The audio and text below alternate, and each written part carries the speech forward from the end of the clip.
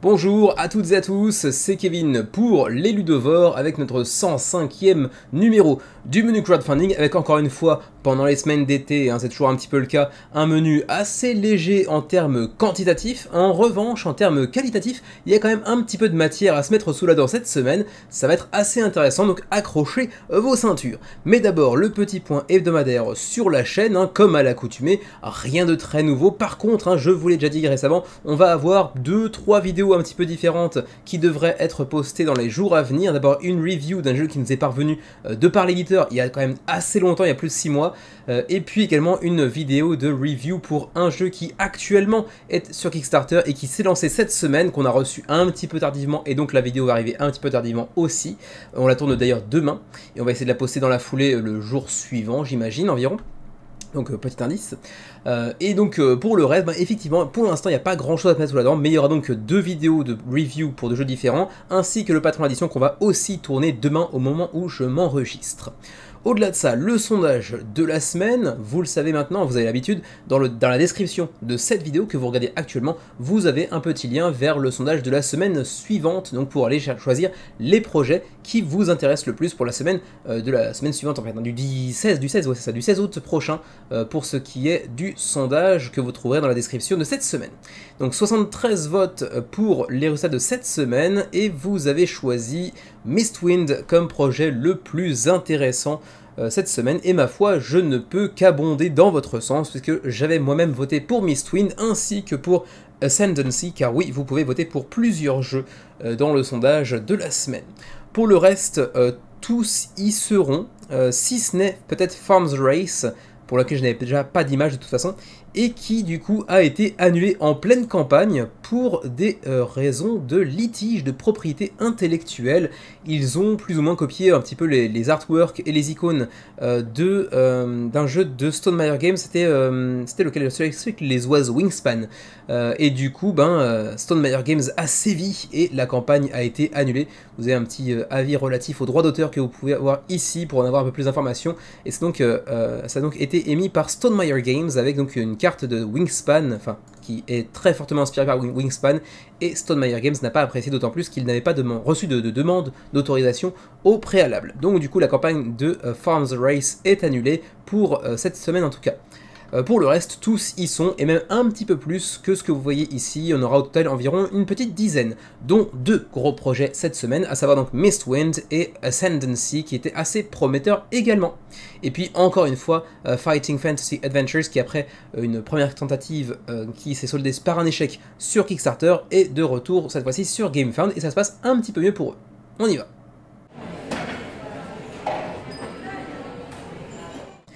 On commence le menu de la plus belle des manières pour une émission intitulée de la sorte avec Crumbs The Sandwich Filler Game, un petit jeu coopératif, principalement solo, mais jouable à 2 joueurs en coop, où vous allez faire des sandwichs comme dans le jeu Sandwich, lui aussi bien nommé pour le coup, qui est sorti il y a plus de 10 ans, même peut-être 15 ans, qui avait une version assez sympatoche avec des éléments, des composants de jeu assez sympas.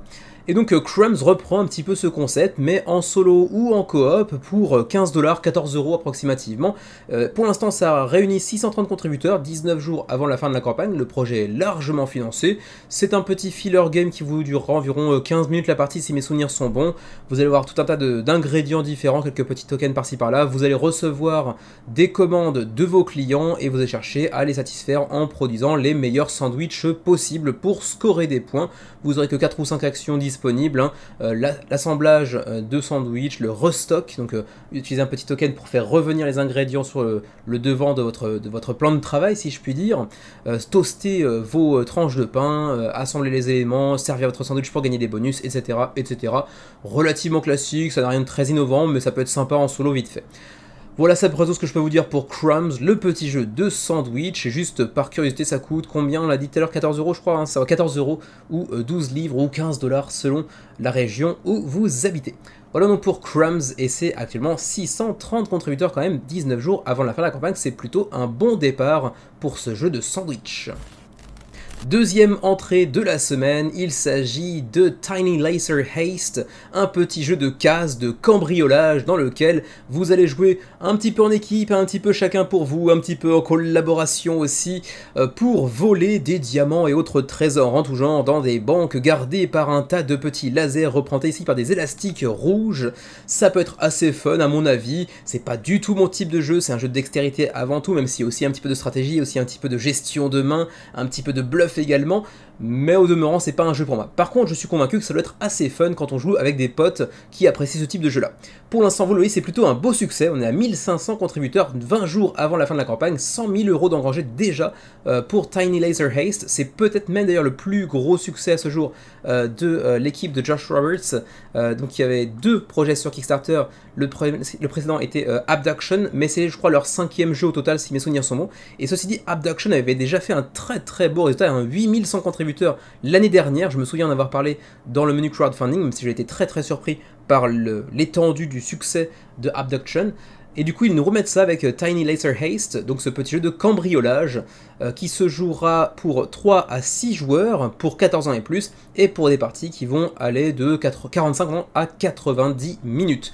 Jouable en équipe, un petit peu de semi-coop, mais un petit peu de chacun pour sa peau également, avec pas mal de dextérité, avec, vous le voyez aussi, pas mal d'éléments de composants de jeu en 3D, qui pourront séduire aussi un public un peu plus jeune, avec un jeu d'ambiance assez fun, mais un peu long potentiellement, 90 minutes si on joue à 6 joueurs par exemple, je trouve ça un poil long, mais au final, au demeurant, ça reste un truc qui allait être assez fandard.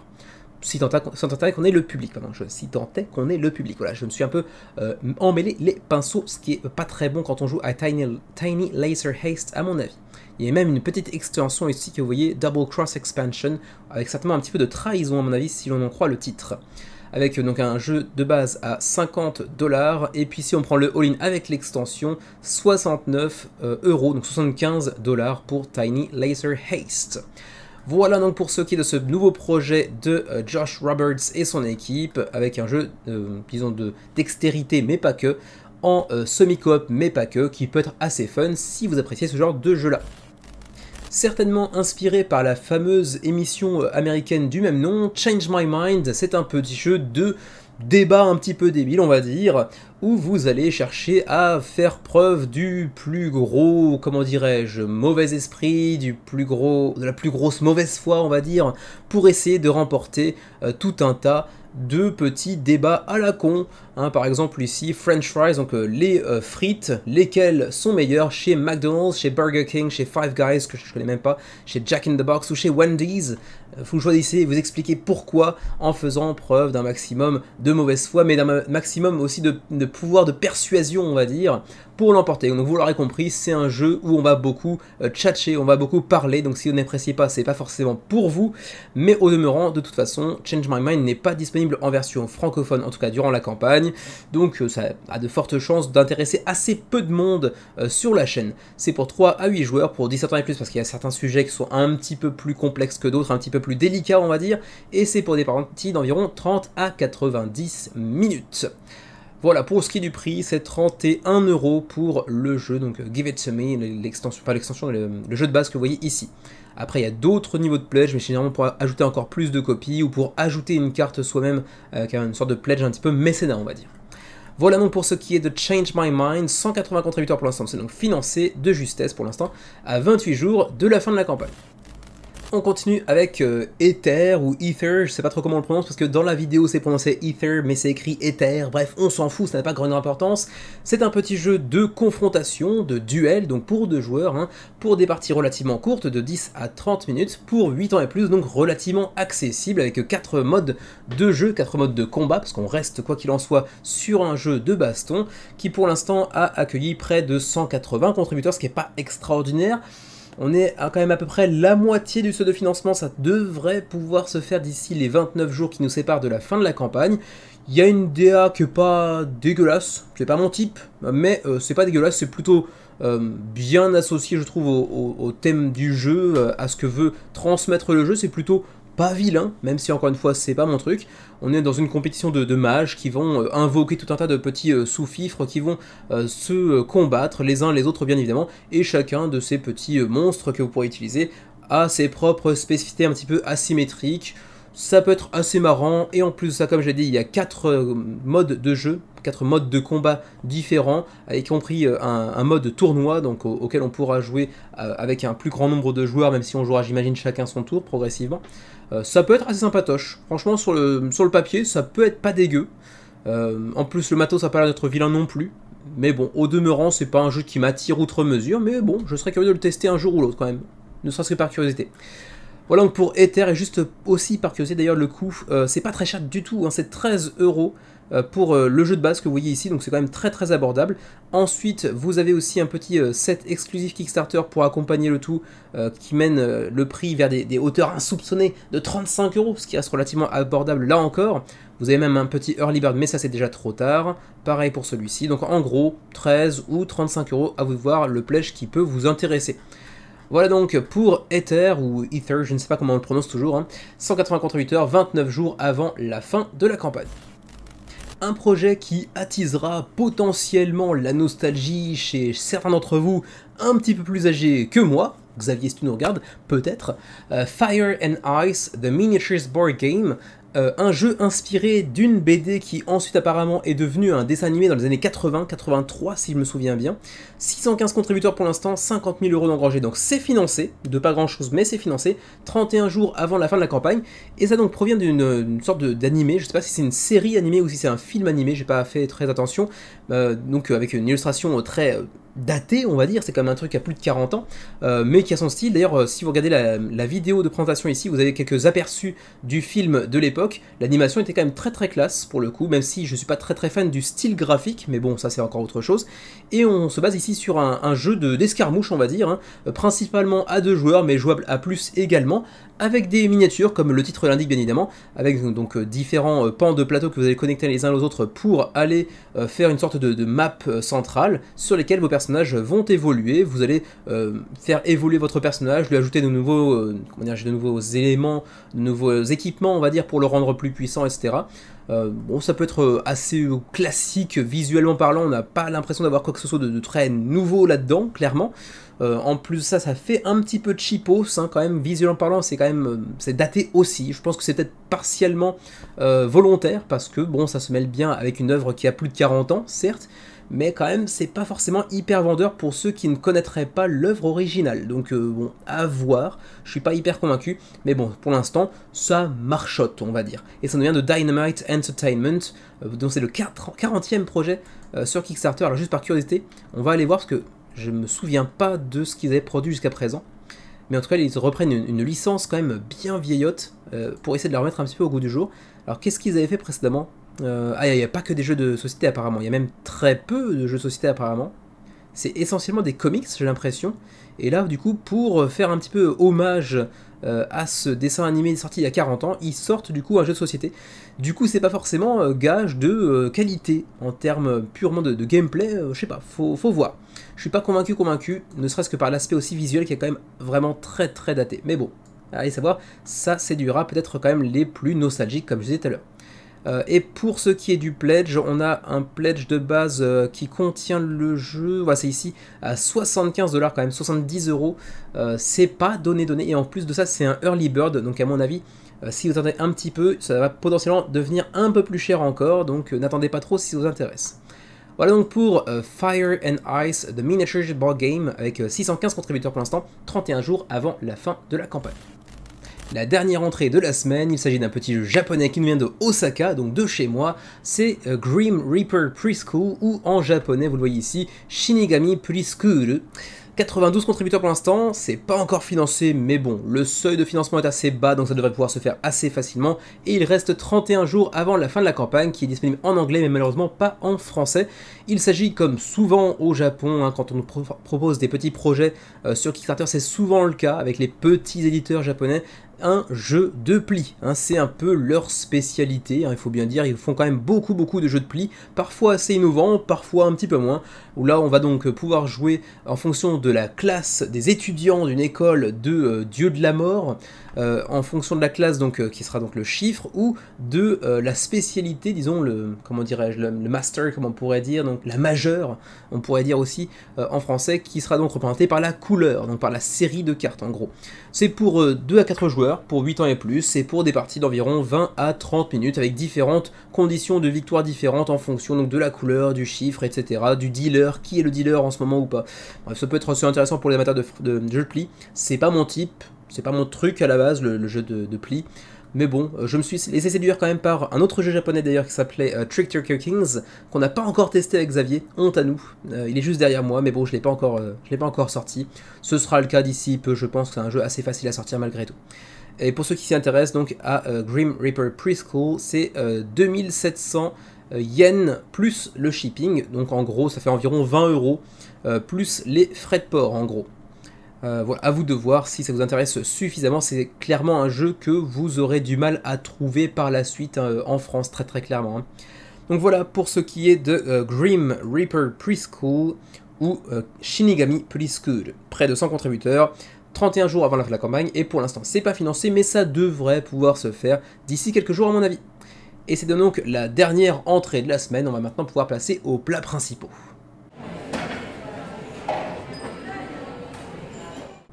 On se lance dans les plats principaux de la journée avec le retour, encore une fois, de Thunderstone Quest avec Uncharted Waters et Ancient Adversaries, deux nouvelles extensions pour le jeu de deck building aux 15 épisodes. C'est la 15e quête, la 15e extension, on va dire, de Thunderstone Quest.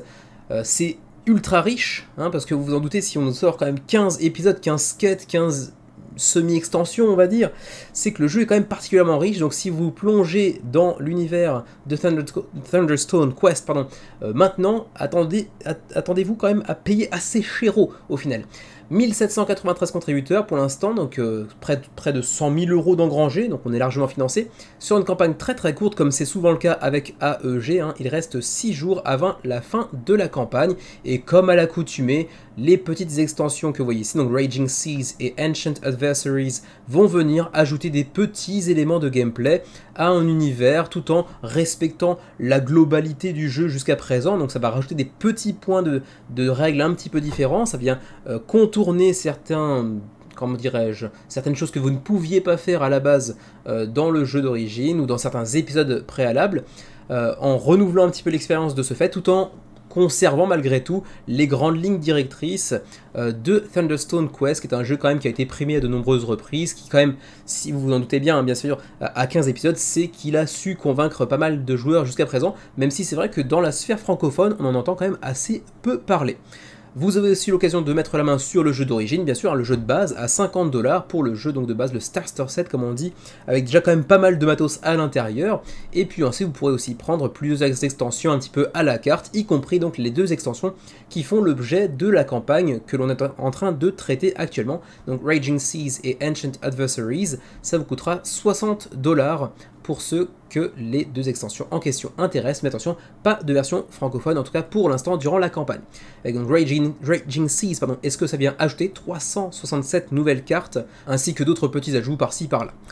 Pour ce qui est de Ancient Adversaries, 352 nouvelles cartes, avec encore une fois un petit peu aussi d'ajout de matériel en tout genre. Et donc vous avez aussi tout un tas d'autres quêtes que vous pourrez aller choper à l'unité si il vous en manque ou si vous avez simplement envie de compléter un peu plus votre collection. Sachez également que vous avez ici l'extension ce qui vous permet de jouer en solo ou en coop, qui est intitulé Barricades Mode apparemment, à 35 $. Voilà donc pour ce qui est de Thunderstone Quest, je serais assez curieux de voir les retours de ceux qui auraient potentiellement pu jouer au jeu d'origine ou à ces multiples quêtes extensions, on va dire. Mais en l'état, pour l'instant, pour le Canada, c'est 21,24 pour ce qui est des frais de port en fonction de votre pledge. Pour l'Union Européenne, c'est 20,19 également en fonction de votre pledge. Sachez que d'ailleurs la Suisse et le Liechtenstein sont inclus dans la zone Union Européenne. Et ensuite pour l'Asie, donc pour le Japon, ce serait 25,18 en frais de port. Voilà donc pour Thunderstone Quest et ses deux nouveaux épisodes, Raging Seas et Ancient Adversaries. 1848 heures, 100 000 € d'engrangés à 6 jours de la fin de la campagne. Présenté dans le menu crowdfunding du 2 juillet dernier, donc il y a un peu plus d'un mois, Fighting Fantasy Adventures avait fait une première tentative sur Kickstarter qui s'était soldée par un échec et une annulation, et donc bien Martin Wallace, le très célèbre créateur de jeux de société, nous revient cette fois-ci sur GameFound pour une nouvelle tentative couronnée, elle, de succès, avec pour l'instant 1865 backers, 75 000 $ d'engrangés, 17 jours avant la fin de la campagne. C'est toujours du solo ou du coop qui est basé sur plusieurs livres de fantasy assez célèbres dans le milieu, si j'en crois ce que j'ai pu en lire.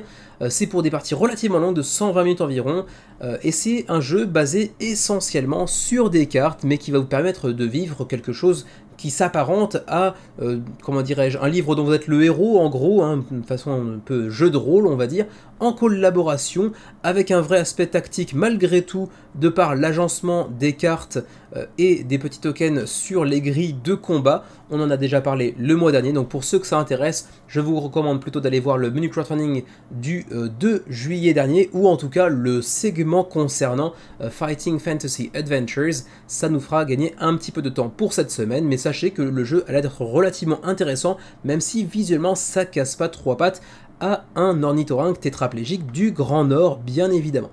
35 $, c'est le prix du pledge de base, le Treasure Chest que vous voyez ici. Pour le reste, il y a d'autres petits niveaux supplémentaires, comme ici le Zagor's Loot, qui vous permettra d'ajouter quelques dés supplémentaires, ainsi que des feuillets supplémentaires apparemment, pour 60 $ par exemple.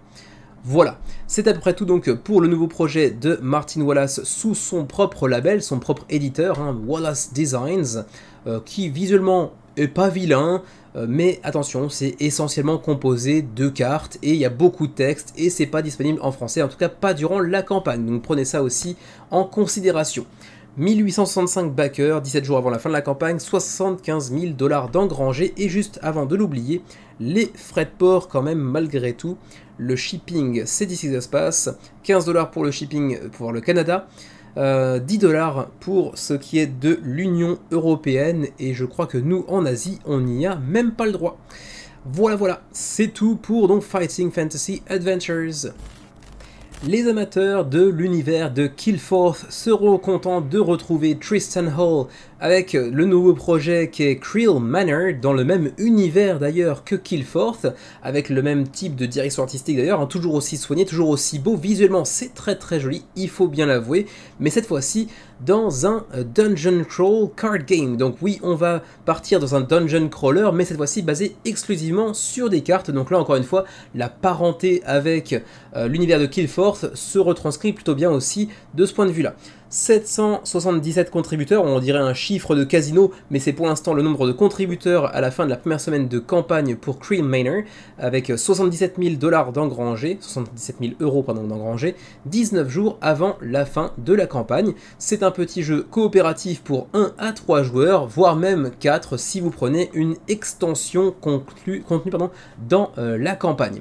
Et en plus de ça, c'est pour des parties relativement courtes d'environ 30 minutes, et donc ça en fait un jeu assez facile à sortir, avec toujours des illustrations à tomber, comme toujours avec Tristan Hall, ça là-dessus, il n'y a pas de souci. Et en plus de ça, avec une expérience de dungeon crawl sans forcément l'énorme matos avec toutes les tuiles de pièces à aller explorer. Donc ça c'est plutôt intéressant, ça a l'air d'être relativement, disons, accessible, puisqu'on voit que les parties sont en plus de ça assez courtes, mais ça a l'air d'être assez riche aussi en termes de choix et de profondeur de gameplay malgré tout. Donc ça fait partie encore une fois des jeux de Tristan Hall que j'aimerais bien tester, tout comme l'ensemble de l'univers de Killforth, mais jamais assez pour aller jusqu'à backer le jeu. C'est toujours le problème qui se pose à moi quand je vois des jeux de Tristan Hall, c'est toujours très joliment illustré, ça a l'air toujours très tentant en termes de gameplay, très sympatoche, mais jamais assez pour aller backer malgré tout. Donc ici vous avez un max de cartes, comme d'habitude avec l'univers de Killforth, 120 cartes de menaces, 60 cartes d'upgrade pour vos compétences de base, 30 cartes de compétences de héros, 28 cartes d'ennemis un peu particuliers on va dire, 40 cartes de petits prompts scénaristiques on va dire, des cartes de blessures, des cartes d'action, etc. Donc un max de cartes dans tous les sens, des micro plateaux de héros, vous aurez plusieurs héros, je crois qu'ils sont 4, enfin 3 plus une supplémentaire via extension, que vous pourrez être amené à contrôler avec une face masculine, une face féminine si j'ai bien compris, avec donc des emplacements pour aller upgrader les pouvoirs de notre héros, et donc on va devoir explorer différents emplacements, différents lieux, pour faire des rencontres, pour gérer notre personnage, pour le faire évoluer, pour rencontrer des personnages qu'on sera amené soit à défourailler, soit éventuellement à ajouter à notre équipe, etc. etc. Ça a l'air d'être relativement sympatoche sur le papier. Encore une fois, un jeu que j'aimerais bien tester sans aller jusqu'à me titiller suffisamment pour avoir envie de le backer.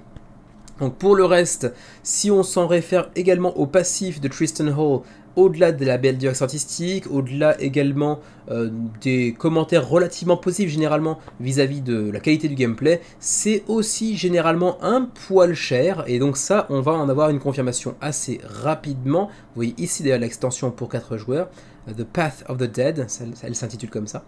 Vous avez aussi des playmats éventuellement pour que ça intéresse. Et donc j'en viens maintenant, je lisais, pas au frais de port, mais au pledge, si je les trouve. Pour l'instant, je galère, comme vous le voyez. Donc on va passer directement ici, ça ira plus vite. Et donc pour Creel Manor Citadel of Horrors, c'est donc 63 € ou 54 livres. Donc c'est quand même pas donné pour un jeu qui est composé quasi exclusivement de cartes, même si un jeu composé de beaucoup de cartes, ça coûte assez cher à produire, certes, mais on n'est pas sur un matos de fou, on n'est pas avec des plateaux double épaisseur, on n'est pas sur des petits composants plastifiés, etc., déluxifiés, donc on peut trouver ça quand même un poil cher. Au-delà de ça, si vous prenez en plus l'extension pour pouvoir jouer jusqu'à 4 joueurs, c'est 122 €, donc l'augmentation est quand même assez conséquente, c'est quasiment du simple au double, même si ça vient aussi ajouter des playmats supplémentaires. Vous le voyez ici, c'est pas uniquement l'extension, il y a aussi un playmat, certes, mais ça fait quand même chéro.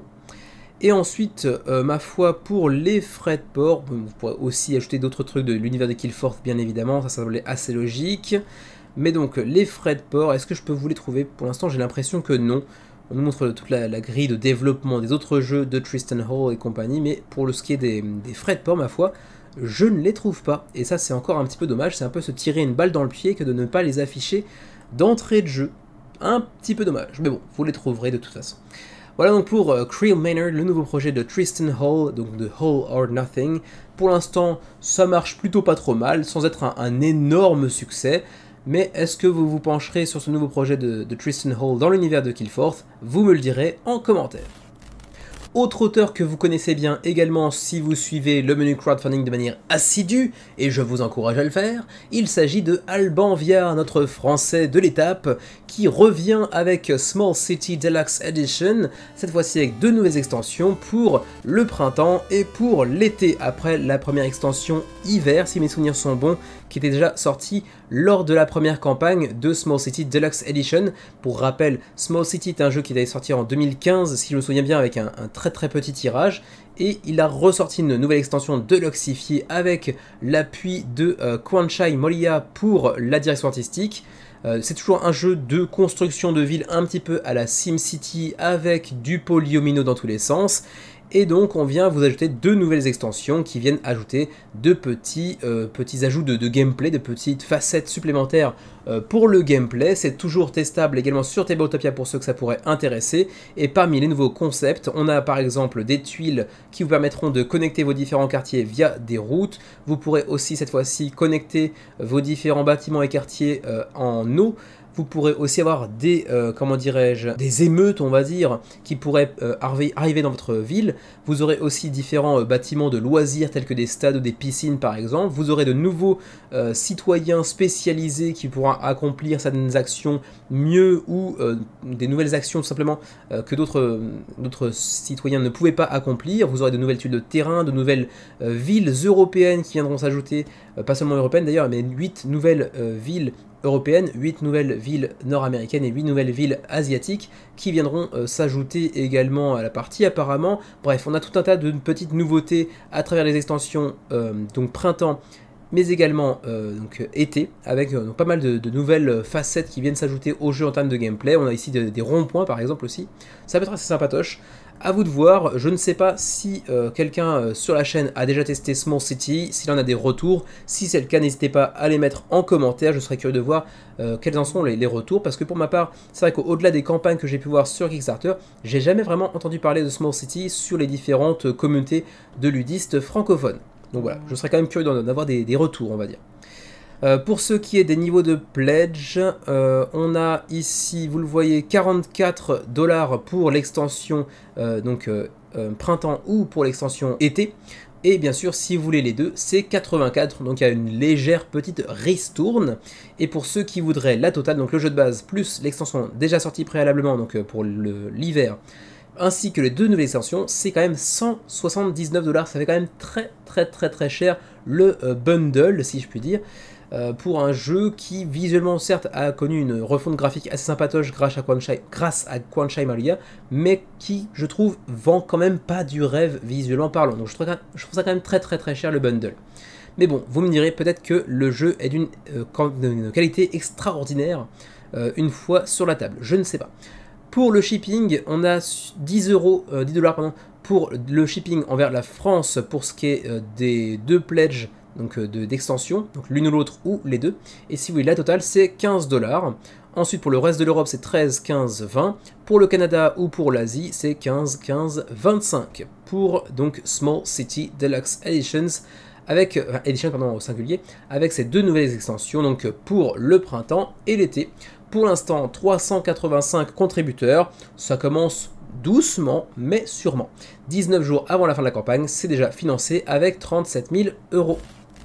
Dernier plat principal de la semaine, et celui-ci risque de faire un petit peu polémique potentiellement, c'est Algomancy. Il s'agit d'un jeu compétitif de gestion de main et de draft, quasi exclusivement, qui pour l'instant a recueilli près de 1350 contributeurs, 120 000 € d'engrangés déjà, 26 jours avant la fin de la campagne. C'est pour 2 à 10 joueurs, quand même, pour des parties de 30 à 120 minutes, donc la fourchette est quand même pas mal large aussi, et c'est pour 14 ans et plus. Alors, pourquoi, me direz-vous, pourquoi est-ce que ce jeu ferait potentiellement polémique? Eh bien parce que Caleb Gannon, donc le créateur de Algomancy, qui au demeurant a être un jeu assez sympa avec beaucoup de cartes uniques, au pouvoir unique également, avec un système de draft intéressant, avec des combats multiples au sein d'un même tour, donc vraiment pas mal de trucs à mettre en avant, qui ont l'air d'être sympatoches, qui ont l'air d'en faire un jeu relativement unique, parce que les artworks sont faits via une IA. Donc voilà, il n'y a pas d'artiste derrière toutes ces belles images que l'on voit ici, si ce n'est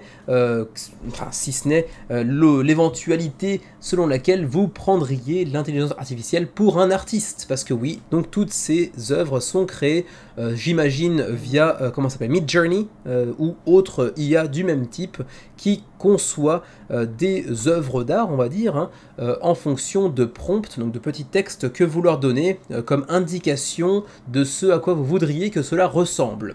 Voilà, donc à vous de voir. On est sur un jeu quand même qui a l'air intéressant, avec du draft, avec des belles illustrations, certes, mais là-dessus il n'y a vraiment rien à redire, avec un système de ressources et de combat déterministe qui a l'air assez intéressant. Vraiment, il y a pas mal de trucs à mettre en avant dans ce jeu qui, moi, me semble plutôt sympatoche. C'est quand même 635 cartes, c'est quand même assez conséquent, c'est même assez énorme. Pour 69 $, ce qui est quand même pas très cher vu la quantité de cartes, quand même 320 cartes uniques au total, donc c'est quand même assez conséquent, je le répète. Je suis tenté de dire que c'est un jeu qui a l'air d'être vraiment sympatoche sur le papier, en termes de gameplay purement, au-delà d'avoir une direction artistique qui est soignée, mais qui est soignée par une intelligence artificielle. Donc je pense que ça en fera fuir un paquet, et pour d'autres, certainement que ça en touchera une sans faire bouger l'autre, comme dirait l'autre. Je sais pas, moi je n'ai pas d'avis hyper tranché là-dessus. On en avait parlé chez Nyx il y a quelques temps, il y a de ça 6 mois, 8 mois j'imagine. Toute une émission autour du jeu chez Nyx avec Xavier, mais également avec Charlotte de Funforge. J'ai encore une fois pas un avis hyper tranché, je suis plutôt contre l'utilisation des intelligences artificielles pour la conception d'images, à moins que ça ne serve que de base pour ensuite, comment dirais-je, donner des consignes de ce que l'on voudrait, d'une ordre d'idée de ce que l'on voudrait aux artistes, et leur ensuite passer la main. Là, pourquoi pas, comme base de travail, comme départ, on va dire, pourquoi pas. Mais ensuite, j'entends aussi l'argument de ceux qui disent « Ben, j'ai tout simplement pas les fonds, pas les moyens de me procurer les services d'un artiste, surtout quand il faut faire 320 artworks uniques dans le jeu, ça coûterait un bras. Et quand on n'a pas les moyens et qu'on veut passer par Kickstarter pour faire son propre jeu, pour le créer, pour lui donner vie, je peux entendre que vraiment l'IA est un truc vraiment utile, vraiment intéressant. » certes, mais bon, il y a quand même la question morale qui se pose derrière. Je sais pas, vous me direz ce que vous en pensez, c'est pas le sujet de ce segment, on parle uniquement de Algomancy, qui a l'air d'être au demeurant un jeu assez intéressant, avec une large palette de configurations, un jouable de 2 jusqu'à 10 joueurs, avec un système de draft intéressant, avec des combats multiples sur un même tour. Vraiment, ça a l'air sympa. Vraiment, ça a l'air d'être intéressant. Mais vous me direz ce que vous en pensez, c'est toujours un sujet de débat assez intéressant. Là on a donc un système de mana, de différents types de mana jouables également, un système de combinaison de cartes selon leur type que vous pourrez ajouter en dessous d'autres cartes pour les rendre encore plus puissantes par exemple, etc. Donc vraiment, pas mal de choses qu'on a déjà vues par ailleurs, mais qui viennent se combiner assez élégamment les uns avec les autres. Vous me direz encore une fois ce que vous en pensez. On aura aussi un petit aspect de deluxification sur certaines cartes qui bénéficieront d'un petit effet de foil, donc de surbrillance sur certains éléments. Ensuite, est-ce que j'ai déjà passé sans le faire exprès les pledges? Non, on les retrouve ici. 5 pour le print and play. Éventuellement, ça pourrait être un pledge qui pourrait vous sembler plus moral, si je puis dire, parce que ça vous coûte quasiment rien. Ensuite, pour ceux qui voudraient le pledge de base avec le jeu en physique, c'est 69 $ pour 635 cartes pour jouer de 2 à 5 joueurs. Et pour ceux qui voudraient jouer jusqu'à 10 joueurs, à ce moment-là, il vous faudra 2 copies du jeu, soit 1270 cartes. Et là, vous pourrez jouer jusqu'à 10 joueurs, mais là, c'est 120 $. Ma foi, c'est à peu près tout. Ensuite, on a des all-in pour faire un peu plus de pledge, disons, mécénat avec des playmats par exemple. Donc un peu de deluxification notamment. On a aussi donc le petit premium foil packs pour avoir donc ces fameuses cartes avec un effet de surbrillance. J'imagine que ce sont certaines des cartes les plus puissantes du jeu. J'imagine en tout cas. Et ma foi, c'est à peu près tout ce que je peux vous dire. On peut aller voir rapidement quand même les frais de port que ça pourrait engendrer. Pour l'Union Européenne, ça va aller de 19 à 22 $ en fonction du pledge que vous allez choisir. Pour le Canada, de 15 à 46, il y a un bond assez conséquent alors que ça commence plus bas, bizarre. Et ensuite pour nous en Asie, de 19 à 66 potentiellement en termes de frais de port. Voilà donc pour Algomancy, un jeu assez particulier, une proposition assez particulière, pas inintéressante mais qui ne fera pas l'unanimité, c'est le moins qu'on puisse dire. 1330 contributeurs pour l'instant à 26 jours de la fin de la campagne, 121 000 € d'engrangés pour ce qui était le dernier plat principal de la semaine. On va pouvoir maintenant embarquer dans la dernière partie de ce menu crowdfunding, à savoir les desserts. Ils sont donc au nombre de 2.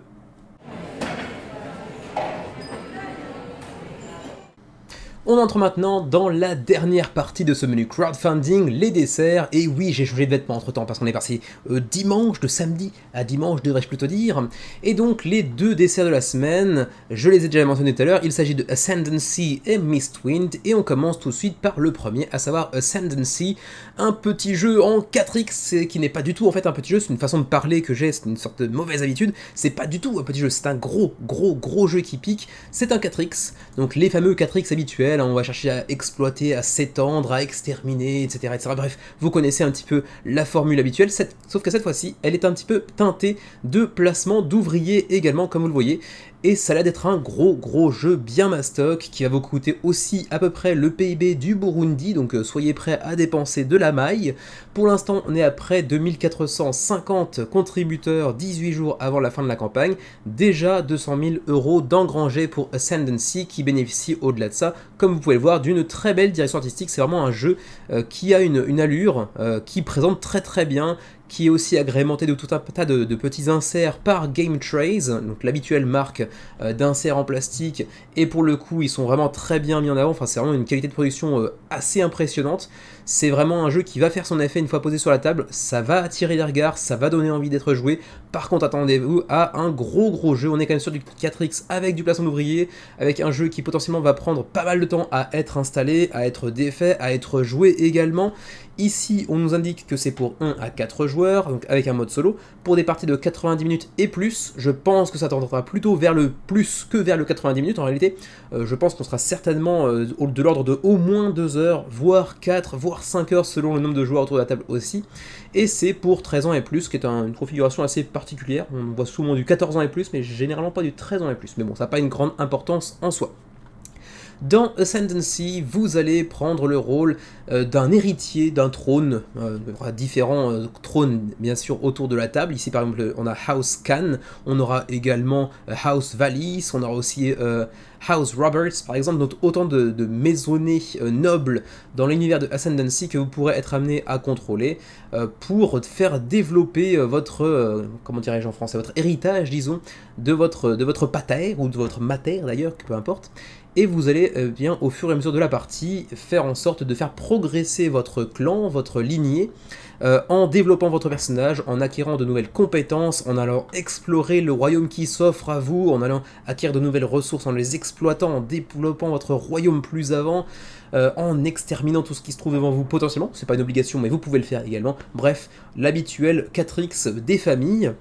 Avec vraiment une richesse de gameplay et également de composants qui est assez impressionnante. Hein. C'est un jeu qui est assez intimidant de prime abord. C'est un jeu qui a demandé beaucoup de temps aussi à Matthew Meeple, son créateur, pour être créé, parce que c'est un jeu qui est en développement depuis déjà plus de 5 ans.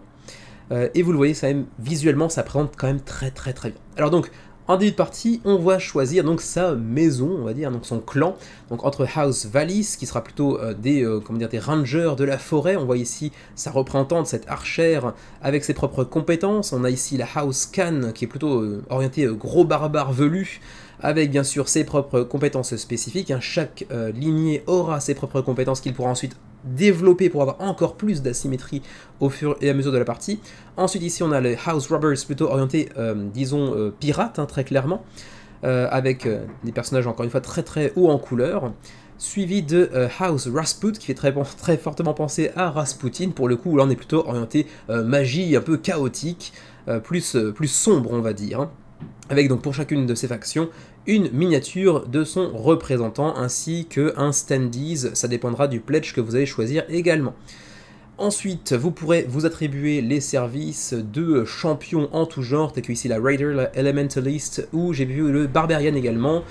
Ensuite, on va vous passer quelques petits highlights, donc quelques petits, comment dirais-je, mécanismes que l'auteur voudrait mettre en avant durant cette campagne. D'abord, la présence d'un mode solo travaillé apparemment, la possibilité de jouer en équipe, mais également en free for all, donc pour chacun son tour, chacun son beurre, on va dire, et également une aventure complètement coopérative disponible également. Autrement dit, il y en a pour tout le monde, il y en a pour les amateurs de solo, pour les amateurs de jeux en équipe, pour les amateurs de chacun pour sa peau, et pour les amateurs de jeux en coop. Alors généralement, il faut quand même prendre ça avec des pincettes quand tout est disponible, c'est-à-dire que généralement aucun des modes n'est véritablement incroyable en termes de qualité. Mais ça c'est juste une sorte de, comment dirais-je, d'archétype qu'on peut voir habituellement.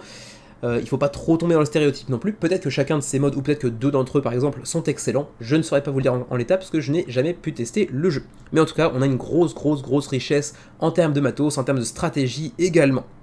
Et on a aussi, comme je disais tout à l'heure, une petite touche, une petite pincée de placement d'ouvriers également, avec également un petit twist comment dirais-je, de hiérarchie sociale, nous dit-on ici, qui va avoir son importance, donc dans l'ordre dans lequel on va placer dans tel ou tel emplacement pour en tirer des bénéfices peut-être un petit peu différents. Ensuite, la phase de développement de votre personnage. Vous voyez que chacun des personnages débute avec, disons, 4 encarts qui cachent en fait une sous-couche du plateau qui devient double épaisseur et dans laquelle vous avez des petits arbres de compétences qui vont venir s'offrir à vous et dans lesquels vous allez placer des cubes pour développer plus avant votre personnage et ses propres compétences. Il y a ensuite différents chemins vers la victoire, que ce soit le chemin plus basé sur l'économie, de la richesse on va dire, l'extension de votre territoire, l'expansion plutôt de votre territoire à travers l'exploration et le contrôle de territoire. Ensuite, la construction de avant-postes militaires pour prendre le contrôle et le conserver, et puis donc ces fameux arbres de compétences que vous pourrez aller développer et débloquer pour rendre votre personnage encore plus fort à l'avenir. Ensuite, on nous parle ici d'une rejouabilité quasiment infinie, puisqu'on l'a vu, il y a différents chemins vers la victoire, il y a aussi beaucoup d'asymétrie entre chacun des personnages, il y a beaucoup de tuiles à aller explorer, l'agencement de ces dernières sera différente d'une partie à l'autre, donc on est quand même sur un jeu qui offre l'expérience d'une vie, on va dire. Hein. Voilà, c'est un jeu sur lequel vous pourrez compter pour des années et des années à venir, si tant est que vous souhaitiez vous plonger dedans. Après, prenez aussi ça avec des pincettes, bien sûr, mais j'ai eu un petit retour de Yoel, donc de First Player, donc si tu nous regardes actuellement, petit coucou, qui nous a dit que l'installation était particulièrement longue. Alors est-ce qu'en l'état le prototype auquel il y a eu accès avait déjà les inserts de Game Trays ou non. C'est une question à poser. Et puis aussi, il nous parlait d'une première partie qui durait potentiellement 5, 6, 7, 8 heures. Donc ça aussi, c'est à prendre avec des pincettes. Ici, on nous parle de 90 minutes et plus. Donc prenez-le avec des pincettes. Certainement que les Game Trays aideront beaucoup, à moins qu'ils ne les aient déjà dans le prototype, auquel cas c'est un peu bizarre. Les niveaux de pledge, je vous parlais tout à l'heure du PIB du Burundi, bon c'est pas tout à fait exact, en tout cas pour le pledge de base, 97 $, quand vous voyez l'énormité des composants et du matériel de manière générale, c'est pas donné du tout, bien sûr, hein, soyons honnêtes, 100 $ c'est pas rien, mais disons que dans cette gamme de jeux, ça rentre à peu près dans les critères habituels, on va dire. Bon, pour le core pledge, en tout cas 97 $. Attention, pas de miniatures autres que les avant-postes militaires que vous voyez ici. Par contre, il y a les game trays, etc. Donc ça présente plutôt bien. En revanche, on est sur des standees. Ensuite, vous avez le core plus la Premium Minis Bundle pour aller enrichir votre expérience de plein de miniatures pour remplacer les petits standees que vous voyez ici, entre autres. Donc en ajoutant à peu près 60 $, même pas à peu près d'ailleurs, exactement 60 $ de plus pour mettre la main sur ces combien 27, 30 miniatures que vous voyez ici. Et puis ensuite on a le Core Plus Deluxe Upgrades Bundle, donc la même chose mais avec encore plus comment dirais-je, d'upgrade, comment dirais-je, j'allais dire en termes de matériel, disons, quantitativement parlant, sans les miniatures cette fois-ci, mais avec d'autres upgrades, à savoir un tapis de néoprène, à savoir une tour de dés, pardon, etc. Donc pas mal de luxification encore. Et si vous voulez les miniatures, mais également la deluxification, c'est bien évidemment possible avec le All-In Pledge, donc le fameux All-In qui va coûter ici par contre effectivement le PIB du Burkina Faso avec 197 $. Donc oui, c'est très cher, mais encore une fois, quand on voit le matos, on se dit bon, c'est pas si exagéré que ça en réalité. C'est très cher, mais ça semble relativement logique au vu du matériel qui vous est proposé ici. Alors d'abord, what's in the core box? Donc qu'y a-t-il dans la boîte de base, et uniquement de base? Donc d'abord, les 4 plateaux de Game Trays, attention, donc les plateaux de faction sont eux-mêmes des Game Trays, donc c'est hyper bien pensé, c'est hyper ergonomique. Ensuite, tout un tas d'autres Game Trays pour aller contenir les ressources, les districts en tout genre. D'autres Game Trays pour aller stocker un max de trucs pour chacun de votre faction. Un petit tracker board, là encore une fois par Game Trays pour aller ajouter des petits picots d'évolution de vos personnages, de vos points de victoire j'imagine. Les maps, donc double face, pour ceux qui aient de la création de la région de Ascendancy que vous allez découvrir tous ensemble. Le livret de référence qui fait 74 pages, plus le scénario, enfin plus les pages de scénario, parce qu'on a aussi un livret de scénario, 66 pages de scénario qui seront soit compétitifs, soit coopératifs, donc là encore une forte rejouabilité. Tout un tas de meeples sérigraphiés qui plus est. Ensuite, ici, vous le voyez, les standees en acrylique, et ensuite tout un tas de tokens, de meeples, de dés, etc., plus les petites miniatures de avant-postes militaires que vous allez donc monter sur la carte, comme vous le voyez ici. Tout ça présente déjà plutôt très bien, et ce n'est que la boîte de base. Il reste encore quelques autres petites cartes, comme vous le voyez ici, avec les mercenaires, les fortifications, etc. Bref, tout un tas de cartes en plus de ce qu'on a déjà précédemment vu. Ensuite, qu'y a-t-il de plus dans les bundles, donc dans les boîtes en plus? D'abord, les composants de luxe avec les pièces de métal. Alors ici, on a juste un render, donc en gros, on a un premier aperçu de ce à quoi ça pourrait ressembler, mais je pense que ce sera forcément très différent de ce que l'on voit ici. Mais bref, on aura des pièces de métal. On aura cette grosse tour de dés qui pour le coup me semble pas très nécessaire. Donc certes, il y a des bracelets de dés dans le jeu, hein, clairement, mais c'est pas le mécanisme principal à mon avis. Ce sera pour les attaques, pour les combats, etc. Certes, je pense pas que ce soit un jeu qui nécessite vraiment une piste de dés comme ça, mais bon, si on est fan du genre et de l'explication de manière générale, ça reste intéressant. Ensuite, on a aussi des sleeves, bien sûr, pour les protéger nos cartes.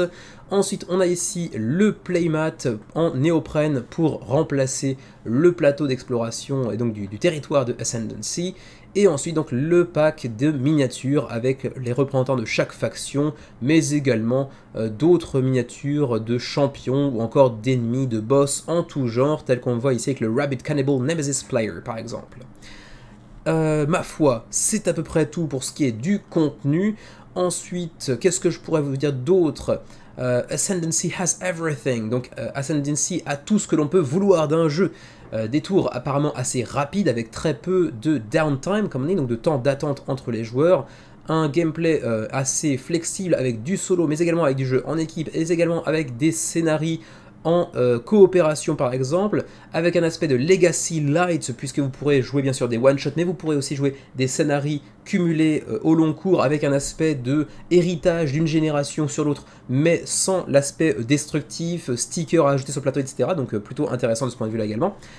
Et puis une durée de jeu qui peut être ajustable en fonction du nombre de joueurs, de nos objectifs, du temps qui nous est imparti. Donc par exemple, on peut terminer une partie de 3 joueurs et plus en 8 heures, qui pourrait prendre toute la journée, mais on peut aussi se décider de faire une session relativement courte d'environ 90 minutes. Donc à vous de voir le type de partie qui correspond à votre groupe ou au temps qui vous est imparti le jour de votre partie par exemple. Ensuite, qu'est-ce qu'on peut voir d'autre encore? Bon, il y a de l'exploration, le placement de tuiles pour les régions qui vont composer le royaume de Ascendancy, ça on en a déjà parlé. La map que vous apercevez ici qui est très jolie. Ensuite, il y a effectivement des skill checks, donc on va brasser des dés, mais ça je l'ai déjà dit. On aura des créatures élémentaires, différents types de mana qui seront disponibles dans le jeu, relativement classique là encore. Ce qui est un peu moins classique dans le 4X, c'est l'apparition de cette, mécanique de placement d'ouvriers que l'on aperçoit ici. Ensuite, on voit l'inspiration Eurogame avec une économie assez riche et pointue, l'extension de votre territoire avec la construction de buildings, enfin de bâtiments par-dessus, etc. Bref, tout ça, on en a déjà parlé, je ne vais pas rentrer trop dans les détails, l'extermination de certains monstres, l'aspect tactique de certains combats, etc. etc. Ensuite, ma foi, c'est à peu près tout, on va pas passer trop de temps dessus. Il y a quelques petits points qui étaient assez intéressants ici, notamment au niveau des combats de boss, mais également le fait de devenir roi qui a un vrai intérêt, mais qui fait aussi de vous une cible vis-à-vis de tous les autres joueurs autour de la table, donc c'est super intéressant. Également, il y aura plein d'événements, il y aura même un mécanisme de mariage avec d'autres personnages dans le jeu qui pourra impacter la suite des événements, c'est super intéressant. Ça rentre bien dans l'univers de ce jeu qui mêle aussi l'héritage, l'ascendance, la descendance de vos personnages, donc c'est vraiment super bien pensé, ça a l'air d'être très riche, ça a l'air d'être une vraie belle expérience, mais c'est assez cher, mais c'est certainement un jeu aussi qui demande pas mal d'abnégation et d'investissement personnel pour vraiment entrer dedans. Ensuite, donc la présence des fameux Game Trays, bien sûr, qui font très plaisir pour ce qui est de l'ergonomie, qui fait un petit peu moins plaisir au portefeuille, certes, mais de luxification quand tu nous tiens. Également, vous voyez ici quelques petits penchants scénaristiques, où on va avoir le choix, par exemple sur cet emplacement de Skywatch, d'aller vers les points 57A, 59B ou 60A, qui vont nous mener vers différents pans scénaristiques. Donc il y a aussi des implications au long cours si l'on choisit de faire des scénarios. Voilà, je pense que j'ai fait à peu près le tour pour ce qui est de Ascendancy. Vous pouvez le tester sur Tabletop Simulator pour ceux que ça pourrait intéresser éventuellement, je pense que vous êtes nombreux. Attention, ceci dit, durant la campagne, pas de version francophone. C'est d'ailleurs l'agence pour laquelle je bosse qui s'occupe de tout ce qui est licence de localisation à l'étranger, donc vous n'êtes pas à l'abri d'avoir une VF à l'avenir. C'est pas moi qui m'occupe du jeu pour le coup. Moi je m'occupe éventuellement du jeu pour ce qui est du Japon, mais pour l'instant pas de touche à ce niveau là. C'est un jeu quand même assez chargé, assez lourd, qui est pas facile à vendre, surtout au Japon où on n'est pas forcément très amateur de jeux très chers et beaucoup de miniatures. Ça se vend pas forcément très bien. Quoi qu'il en soit, on continue avec le shipping. Le shipping, justement, il se trouve ici. Pour l'Union Européenne, c'est 29, 34, 37 en fonction du pledge que vous allez choisir. Ça contient bien évidemment la Belgique, mais également la France ou encore le Luxembourg, par exemple. Nos amis suisses, où sont-ils nos amis suisses ? Ma foi, je sais pas, ils sont là, voilà, ils ont leur propre encart. 46, 48, 49, c'est un petit peu cher pour nos amis suisses.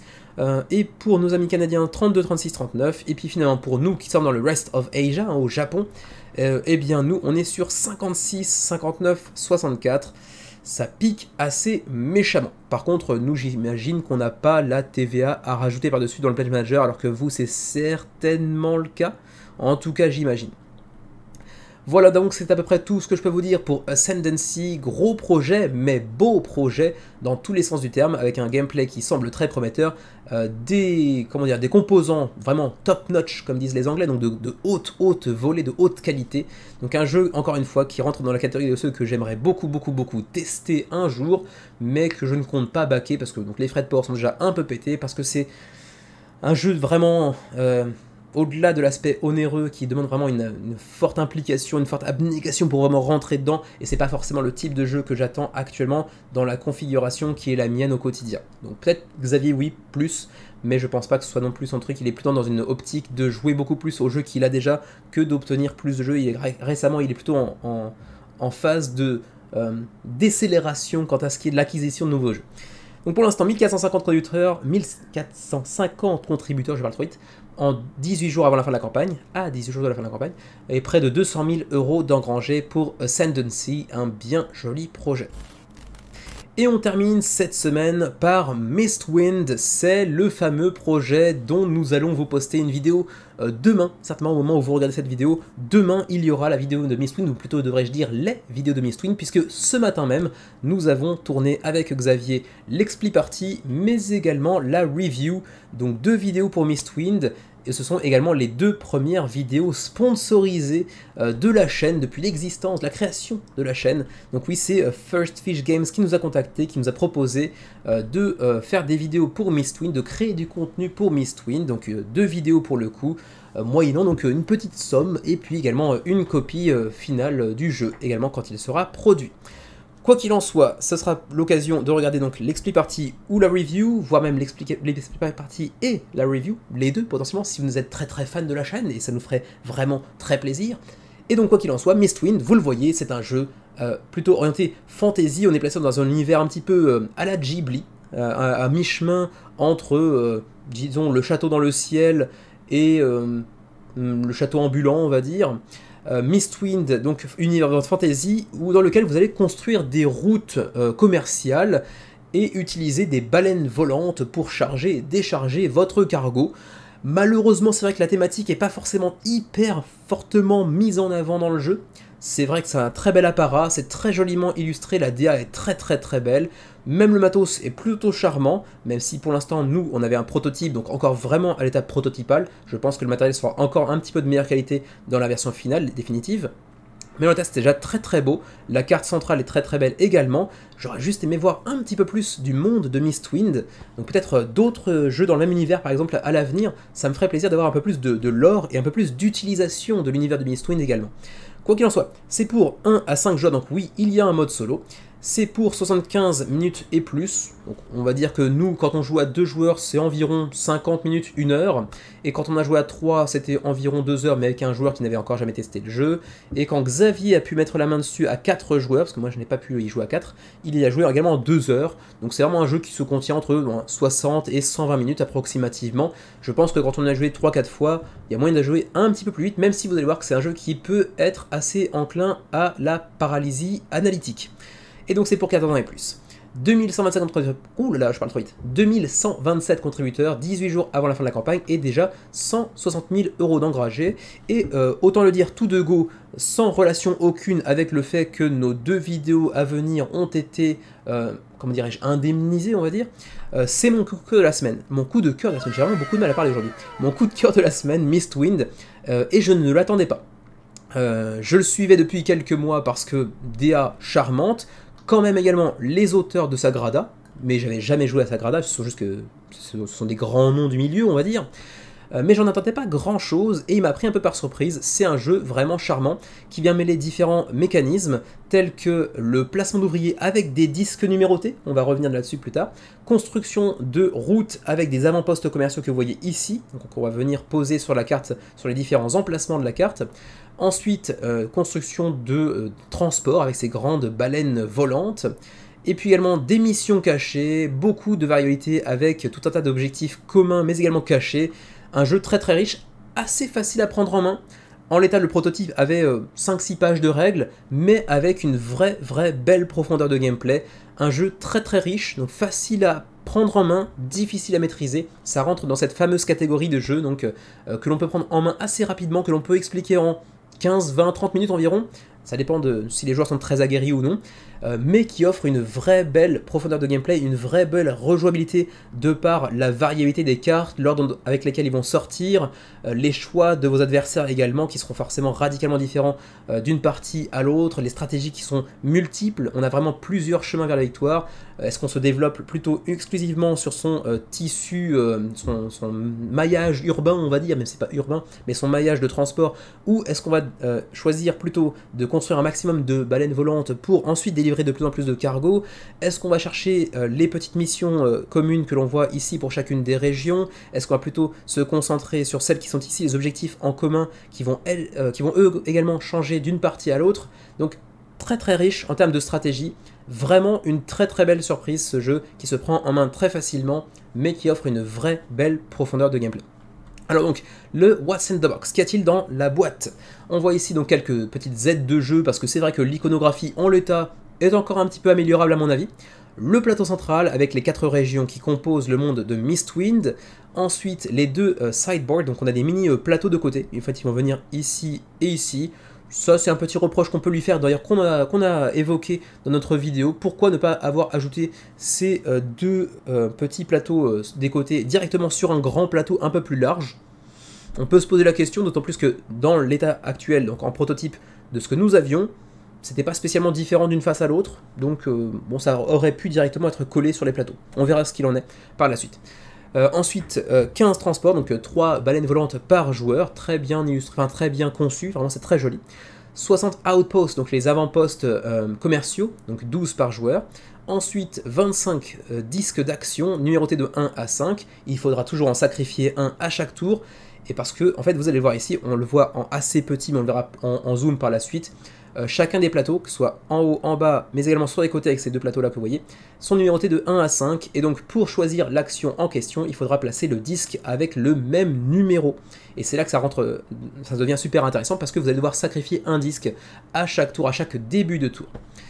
Ensuite, des petits cubes dans tous les sens, votre plateau individuel pour stocker vos ressources, donc l'acier, le bois, les krill, qui sont les petites crevettes que vous allez utiliser pour nourrir vos baleines volantes qui vous permettront de vous déplacer sur la map dès lors que vous n'avez pas d'avant-poste économique, d'avant-poste commerciaux, puisque si vous en avez un et que vous commencez votre mouvement sur une zone où il y en a un, le mouvement en question sera gratuit. En revanche, si vous n'avez pas d'avant-postes commerciaux à l'emplacement de départ, vous devrez payer donc ces petites crevettes pour nourrir vos baleines, leur permettant ainsi d'avancer.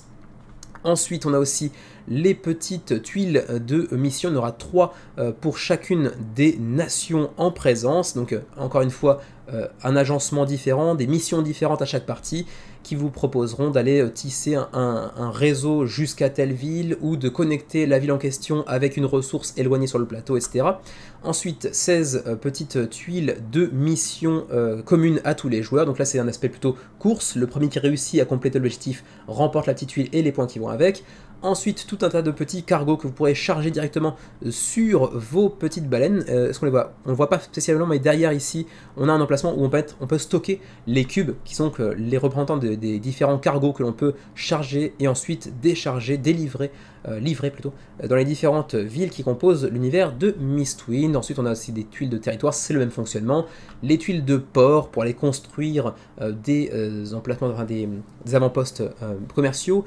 Les cartes de personnages qui vont nous permettre d'aller assouplir un petit peu notre gameplay, nous offrir certainement des petites ressources complémentaires à usage unique ou parfois des bénéfices permanents, des actions permanentes supplémentaires que les autres joueurs ne pourront pas utiliser par exemple. Donc c'est assez riche de ce point de vue là également, avec de toute façon des rivières de cartes qui vont changer à chaque partie, qui vont avoir un agencement différent à chaque partie, qui parfois vont être dépendantes du numéro sur lequel elles sont placées. Donc vraiment grosse rejouabilité, grosse variabilité en termes de gameplay, et également les petites missions cachées pour chacun des personnages, enfin pour chacune des personnes autour de la table, qui consistent généralement à créer un réseau entre différents points de la carte.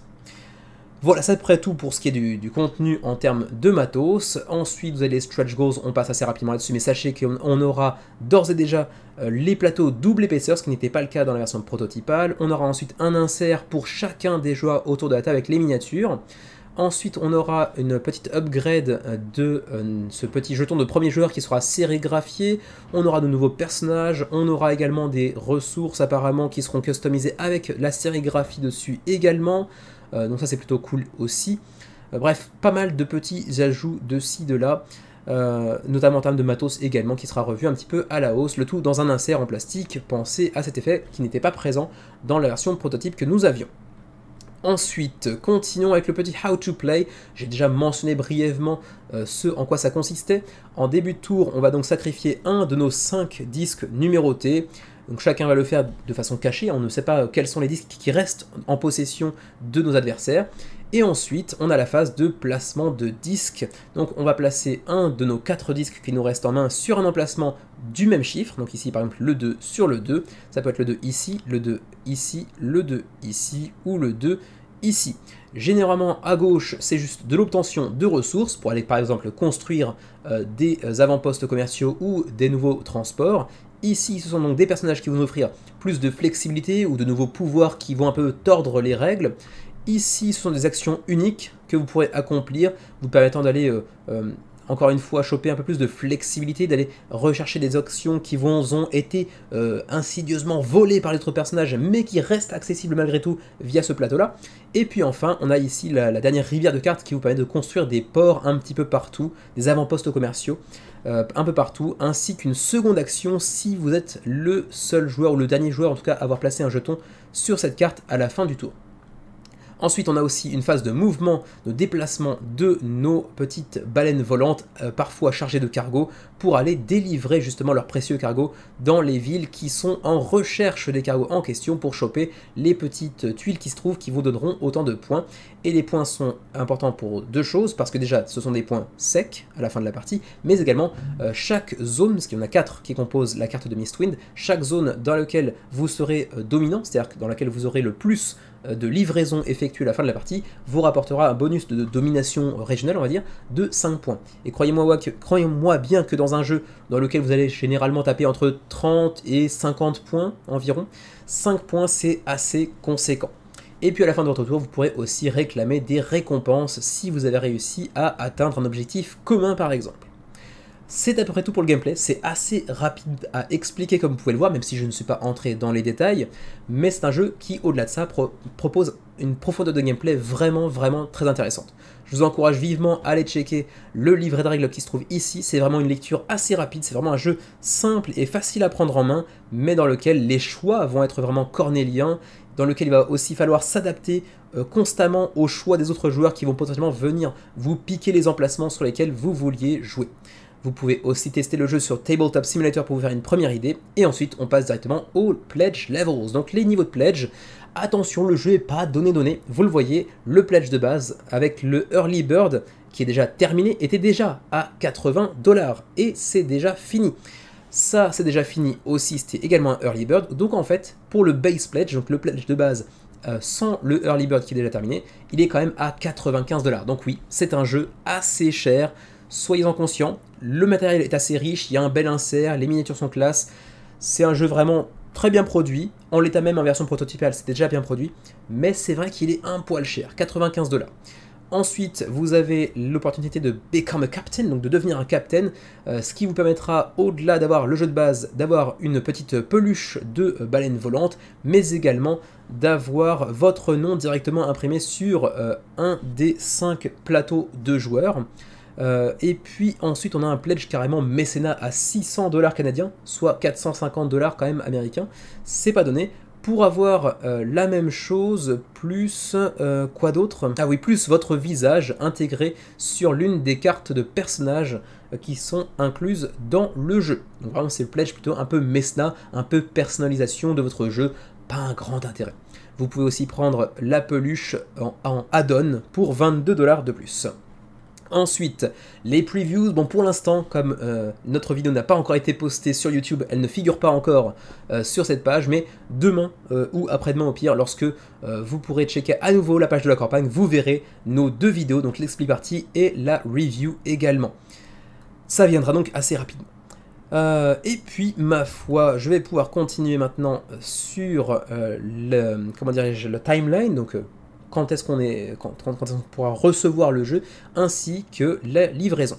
D'abord, le jeu est prévu pour être livré pour mai 2024. Après, vous avez l'habitude, hein, vous prenez un D6, vous le lancez, ça vous donne approximativement les mois de retard potentiel. On a l'habitude d'avoir 6 mois, 1 an de retard parfois, mais là en tout cas on part sur un objectif mai 2024.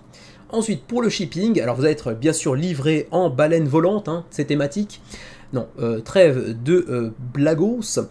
Pour ce qui est de l'Union Européenne, elle est décomposée en 2 zones. Belgique et France sont dans la zone 1, 19, 22. Pour le pledge que vous choisirez, donc le pledge de base ou le pledge plus la petite peluche, 19 ou 22, plus 9 $ par copie additionnelle. Donc oui, c'est aussi le moment ou jamais de faire des petits pledges groupés. Pour nos amis suisses, c'est la deuxième zone Europe, 28, 32, plus 22, ça pique un petit peu plus. Pour nos amis canadiens, 28, 32, plus 16, à peu près pareil que pour nos amis suisses. Et puis pour nous qui sommes en Asie, ça doit être la zone 2 j'imagine. Non. Où est le Japon? C'est la zone 1, ok. Donc ici, avec le Canada, d'accord. 28, 32 plus 16, mais pour le coup, nous, on recevra une, voire peut-être 2 copies du jeu pour service rendu à la nation. Voilà ma foi, c'est à peu près tout ce que je peux vous dire concernant Mistwind, un bien beau projet coup de cœur de la semaine, et vraiment je tiens à le dire malgré tout, parce que oui, c'est dire que maintenant nous sommes des gros vendus au capital, parce qu'on a accepté de faire une vidéo sponsorisée par First Physics Game, même 2 vidéos d'ailleurs, mais indépendamment de ça, vous me croyez ou vous ne me croyez pas, Mistwind c'est le petit coup de cœur de la semaine. Je ne l'attendais pas avec une si grande impatience. Quand on a reçu le prototype, on était content parce qu'il y avait justement cet aspect première vidéo sponsorisée, l'aspect on se fait remarquer par des éditeurs étrangers qui demandent expressément nos services, c'est plutôt très cool. Mais au-delà de ça, on ne l'attendait pas outre mesure, on l'a testé et c'était excellent. Donc belle surprise pour Mistwind, même si, comme on vous le dira dans la review, que vous regarderez avec grand plaisir et avec impatience, la version à 2 joueurs vous propose de jouer avec un automa, qui n'est pas forcément la configuration, à mon avis, la plus intéressante. À mon avis, c'est un jeu qui prend son envol, qui prend toute son ampleur à 3-4 joueurs, peut-être même à 5 joueurs, même si ça peut potentiellement allonger un petit peu les parties. À mon avis, le sweet spot, comme on dit en anglais, donc la configuration idéale, c'est plutôt 3 ou 4 joueurs. Mais à 2 joueurs, on en a fait 2 parties, Xavier et moi-même, on a pris beaucoup de plaisir également. Simplement, c'est un automate qui va venir incarner une sorte de 3e joueur fictif qui ne va jamais engranger de points, mais qui va être là pour venir bloquer des emplacements en fait. Ce qui n'est pas la configuration la plus charmante à mon avis dans le jeu, mais ça reste très très sympa malgré tout. Donc voilà pour Mistwind, 2130 contributeurs pour l'instant, 160 000 € d'engrangés, 18 jours avant la fin de la campagne, coup de cœur de la semaine. Et ma foi, c'est tout pour cette semaine du menu crowdfunding. Je vous remercie donc de m'avoir suivi aujourd'hui encore, alors que je m'aperçois seulement maintenant, du contre-jour absolument dégueulasse qu'il y avait dans cette dernière partie de la vidéo. Mais bon, c'est pas très grave, on n'est pas là pour le visuel, ni pour ma tronche. Rasé, ceci dit, depuis hier, vous avez remarqué, hein, entre la première partie et la deuxième partie de la vidéo, je suis rasé. Mais bon, on s'en fout. Quoi qu'il en soit, portez-vous bien, jouez bien, bien évidemment, prenez soin de vous et de vos proches, et à la prochaine.